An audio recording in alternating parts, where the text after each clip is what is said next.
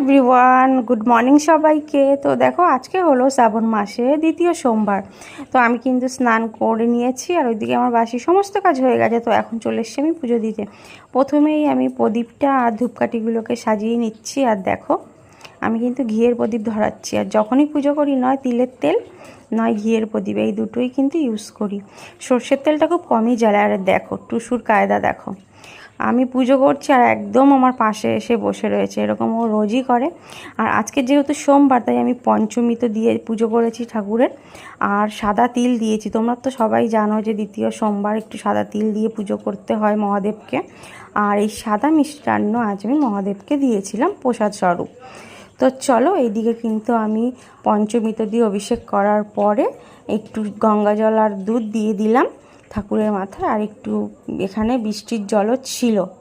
তো চলো, আমার কিন্তু পুজো আজ কমপ্লিট। আর এইদিকে আমি আরতি করে নিলাম। তোমরা কারা কারা আজকে কী দিয়ে মহাদেবকে অভিষেক করলে আমাকে কিন্তু জানাতে একদম ভুলো না। আর এইদিকে টুসুকে খাবারটা আমি দিয়ে দিলাম। তো চলো, দেখা হচ্ছে নেক্সট ব্লগে। টাটা।